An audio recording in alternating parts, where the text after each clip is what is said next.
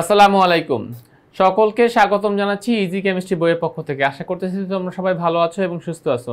এই পর্বে আমরা তোমাদের বইয়ের তৃতীয় অধ্যায়ের অনুধাবনমূলক বা যে সংক্ষিপ্ত প্রশ্নগুলো থাকে সেই প্রশ্নগুলো আমরা আলোচনা করব।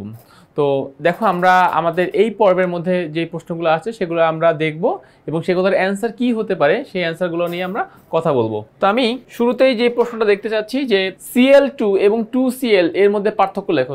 আচ্ছা, আরেকটা কথা একটু বলে দেই, আমরা কিন্তু মূলত তোমাদের জন্য বোর্ড প্রশ্নগুলোকে একত্রিত করেছি, যে প্রশ্নগুলো খুবই গুরুত্বপূর্ণ, যেগুলো আসার মতো, আমরা কিন্তু সেই প্রশ্নগুলো নিয়েই এখানে আলোচনা করব। তাহলে আমাদের ফার্স্ট কোশ্চেন, Cl2 এবং 2Cl এর মধ্যে পার্থক্য কি? এক নম্বরে দেখো, Cl2 দ্বারা মূলত ক্লোরিনের একটি অণুকে বোঝায়। আমরা জানি যে যখনই ডান পাশে এরকম 2 বা 3 বা 4 এরকম থাকবে সেটা দ্বারা মূলত আমরা অণুকে বুঝবো।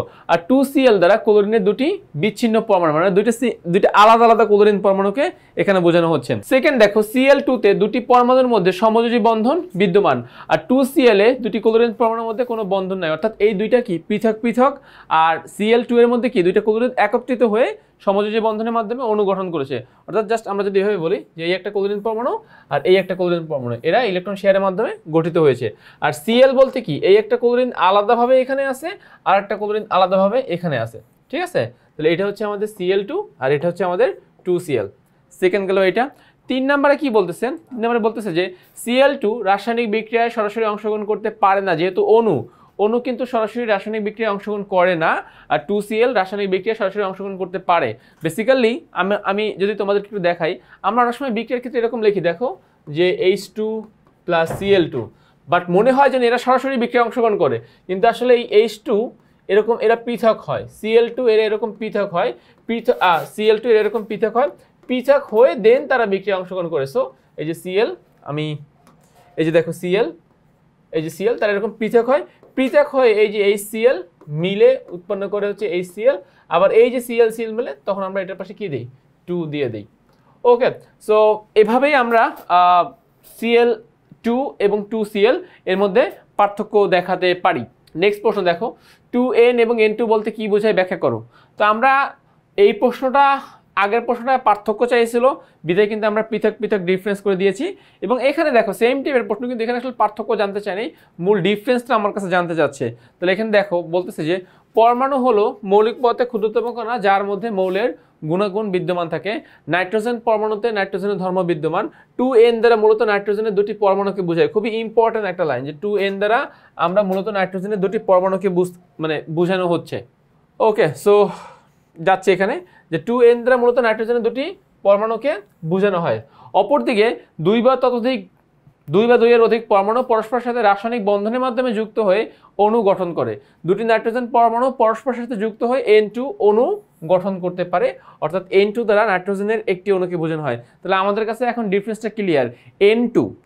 N2 দ্বারা মূলত নাইট্রোজেনের একটা অণুকে বোঝানো হয়, আর 2n দ্বারা দুইটা নাইট্রোজেন বিচ্ছিন্ন পরমাণুকে বোঝানো হয়।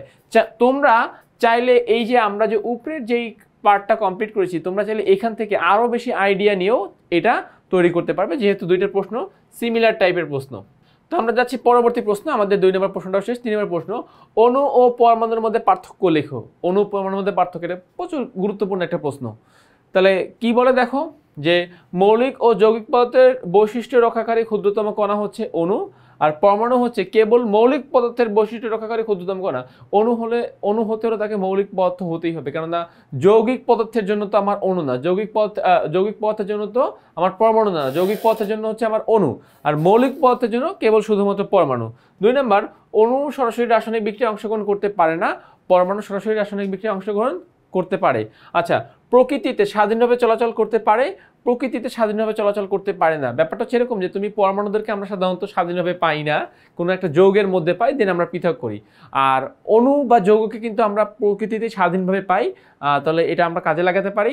এখান থেকে চাইলে আমরা আবার অণুগুলোকে পৃথক করে ফেলতে পারি। সেজন্য বলা হচ্ছে যে প্রকৃতিতে স্বাধীনভাবে চলাচল করতে পারে না হচ্ছে পরমাণু, তাকে আমরা যৌগের মধ্যে পাই, আর যৌগটাই হচ্ছে অণু, বিধায় অণুকে আমরা প্রকৃতিতে স্বাধীনভাবে চলাচল করতে দেখি। আচ্ছা, যাচ্ছি আমরা নেক্সট প্রশ্ন। দেখো, তো নেক্সট প্রশ্নে আমাদের জন্য কি বলেছে দেখো, নেক্সট প্রশ্নে আমাদেরকে বলতেছে সালফার এবং S8, মানে সালফার এবং সালফার অণু এর মধ্যকার পার্থক্য লেখো। সালফার এবং সালফার অণুর মধ্যকার পার্থক্য লেখো। সো ফার্স্ট অফ অল আমরা কয়েকটা পয়েন্ট এখানে মেনশন করব। গঠন, সালফার একটি কি পরমাণু, আর অষ্টপরমাণু সালফার এটা একটা অণু, তো এটাই বলতেছে যে 8টি সালফার পরমাণু নিয়ে গঠিত চক্রাকার অণু, তার মানে S8 হচ্ছে একটা অণু, সালফার একটা পরমাণু।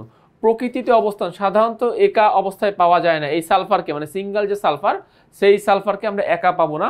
আচ্ছা, আর প্রকৃতিতে প্রাকৃতিক অবস্থায় সাধারণত এই রূপেই পাওয়া যায়, সালফারকে প্রধানত কোন রূপে পাওয়া যায়, S8 এই ফরমেশনে পাওয়া যায়। স্থিতিশীলতা সালফার সিঙ্গেল সালফার কি অস্থির, মানে এটা স্থির না, আর এটা কি তুলনামূলকভাবে বেশি স্থির। এরপরে দেখো প্রতিক্রিয়াশীলতা অত্যন্ত প্রতিক্রিয়াশীল, তুলনামূলকভাবে কম প্রতিক্রিয়াশীল। অত্যন্ত প্রতিক্রিয়াশীল মানে কি, সে এই সিঙ্গেল সালফার খুবই শক্তিশালী, সে বিক্রিয়া বলো বা অন্যান্য যে রিয়াকশনগুলো আছে সেগুলোতে খুব বিস্ফোরণ সহকারে বিক্রিয়া ঘটায়। আর যেহেতু এটা একটা অণু হয়ে গিয়েছে, এইটা কিন্তু অতটা প্রতিক্রিয়া দেখায় না, অতটা বিস্ফোরণ বা বিকট শব্দ করে যে বিক্রিয়াগুলো করা সেগুলো এখানে হয় না। 5 নম্বরে ব্যবহার গবেষণায় বা বিশেষ পরিস্থিতিতে আমরা শুধুমাত্র সালফারকে ব্যবহার করি, আর এই অণু সালফারকে আমরা সার, কীটনাশক, বারুদ, রাবার ইত্যাদি প্রক্রিয়াকরণে আমরা ব্যবহার করে থাকি। তো এইটা ছিল মূলত 5টা পয়েন্ট বা 4টা পয়েন্ট, যে 4টা পয়েন্ট মধ্যে থেকে আমরা সালফার এবং সালফার অণু এর মধ্যেকার পার্থক্য তৈরি করতে পেরেছি। আচ্ছা, পরবর্তী প্রশ্ন দেখো, প্রতীক লেখার 2টি নিয়ম লেখো। তো মৌলের ইংরেজি বা ল্যাটিন নামের প্রথম অক্ষরের যে ইংরেজি যে বড় হাতের অক্ষরটা, সেই বড় হাতের অক্ষরে আমরা প্রতীক লেখা হয়। আর নাম্বার 2, 2 বা 2 এর অধিক মৌলের ইংরেজি বা ল্যাটিন নামের প্রথম অক্ষর যদি একই হয়, তাহলে প্রথম মৌলের ইংরেজি বর্ণমালা বড় এবং এর পরবর্তী বা অন্যান্য যেগুলো থাকে সেগুলোকে আমরা ছোট হাতের অক্ষরে লিখে প্রতীক লিখতে পারি আর কি। আচ্ছা, প্রতীক এবং সংকেতের মধ্যে 2টি পার্থক্য লিখো। তো প্রতীক শুধু মৌলিক পদার্থের জন্য হয়, আর সংকেত মৌলিক ও যৌগিক উভয় পদার্থের জন্যই হতে পারে।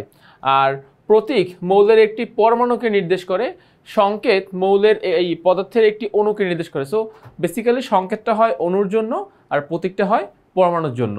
নেক্সট প্রশ্ন দেখো, পরমাণুর সাংগঠনিক কণা কি? তাহলে যে সকল ক্ষুদ্র কণা দ্বারা পরমাণু গঠিত তাদেরকে পরমাণুর সাংগঠনিক কণা বলে। যে সকল ক্ষুদ্র কণা দ্বারা আমরা পরমাণুকে গঠন করতে পারি তাদেরকে পরমাণু সাংগঠনিক কণা বলে। একমাত্র হাইড্রোজেন ব্যতীত সকল পদার্থের পরমাণুর 3টি কণা দ্বারা গঠিত, মানে হাইড্রোজেনের তো আর কোনো নিউট্রন নাই, ইলেকট্রন রয়েছে আর প্রোটন রয়েছে।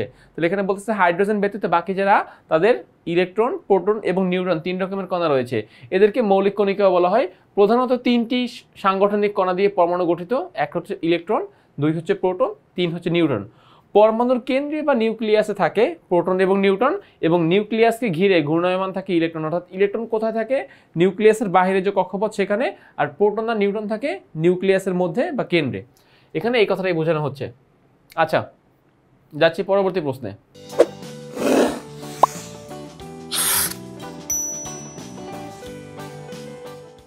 তো দেখো নেক্সট প্রশ্ন হচ্ছে, ইলেকট্রন, প্রোটন এবং নিউট্রনের মধ্যে পার্থক্যটা কি হতে পারে, সেই পার্থক্যটা আমরা এখন দেখার চেষ্টা করব। ইলেকট্রন, প্রোটন এবং নিউট্রন, তাহলে ফার্স্টে আসো চার্জ। ইলেকট্রনের চার্জ নেগেটিভ, প্রোটনের চার্জ পজিটিভ, নিউট্রন কি চার্জ নিরপেক্ষ। আচ্ছা, 2 নম্বরে কি বলতেছে? 2 নম্বরে বলতেছে যে ইলেকট্রনের ভর, তাহলে 9.11 10⁻⁻28 গ্রাম। প্রোটনের ভর কত? 1.67 10⁻⁻24। আর নিউটনের ভর হচ্ছে 1.675 10⁻⁻24। এটা হচ্ছে 673, 1.673 10⁻⁻24, আর এটা হচ্ছে 1.675 10⁻⁻24। আচ্ছা, ইলেকট্রন পরমাণুর শেল বা শক্তি স্তরে অবস্থান করে, প্রোটন নিউক্লিয়াসে অবস্থান করে, নিউট্রন পরমাণুর নিউক্লিয়াসে অবস্থান করে। ইলেকট্রনকে E- দ্বারা প্রকাশ করা হয়, প্রোটনকে P দ্বারা প্রকাশ করা হয়, নিউট্রনকে N দ্বারা প্রকাশ করা হয়। ইলেকট্রন রাসায়নিক বন্ধন এবং বিক্রিয়ার সাথে জড়িত। প্রোটন কোনো মৌলের পারমাণবিক সংখ্যা নির্দেশ করে, নিউট্রন পরমাণুর ভরে অবদান রাখে এবং নিউক্লিয়াসকে স্থিতিশীলতা বজায় রাখে আর কি। অর্থাৎ নিউক্লিয়াসটা যেন স্থিতিশীল থাকে সেই জন্য নিউট্রন অবদান রাখে। তো আমরা 5টা পয়েন্ট এক্সামে আসলে যে 5টা লিখতে হবে এমনটা না, তোমাদের জন্য এক্সট্রা কিছু পয়েন্ট আমরা দিয়ে দিলাম, তোমাদের যে কোনো 3টা বা ন্যূনতম 2টা পয়েন্ট যেন তোমরা অবশ্যই এক্সামে আসলে লিখতে পারো।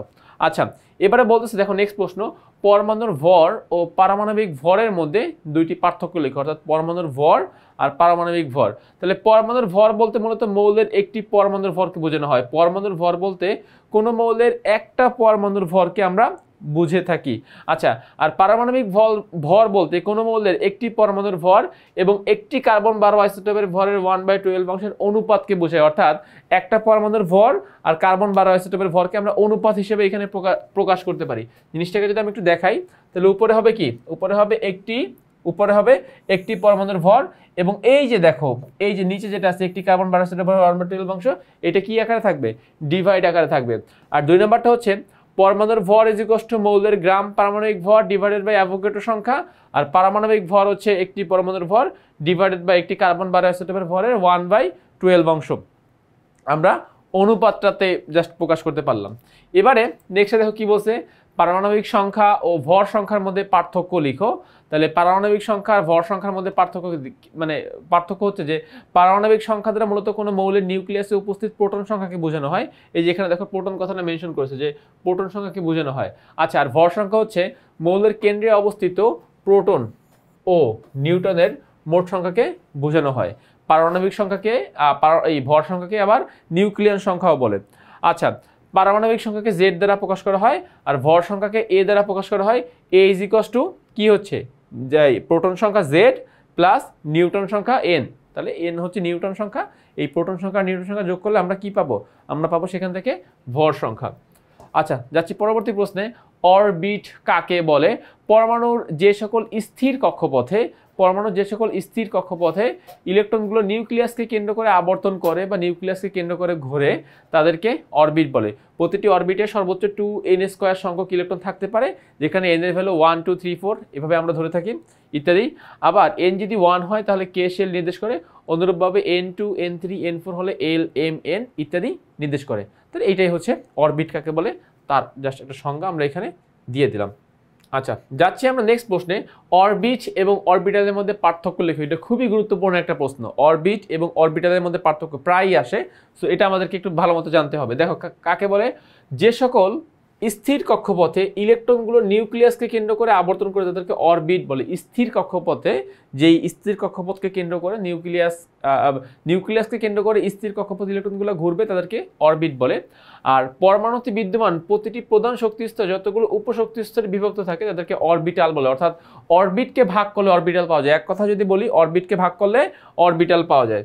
আচ্ছা, সেকেন্ড কি বলছে দেখো, অরবিট শব্দটির উৎস হচ্ছে বোর প্রদত্ত হাইড্রোজেন পরমাণুর গঠন সংক্রান্ত। অর্থাৎ অরবিট শব্দটা এসেছে বোর পরমাণু মডেল থেকে, আর অরবিটাল শব্দটির উৎস হচ্ছে কোয়ান্টাম বলবিদ্যা। অর্থাৎ কোয়ান্টাম বলবিদ্যা থেকে আমরা অরবিটাল সম্পর্কে ধারণা পাই, আর বোর পরমাণু মডেল থেকে আমরা অরবিট সংক্রান্ত ধারণা পাই।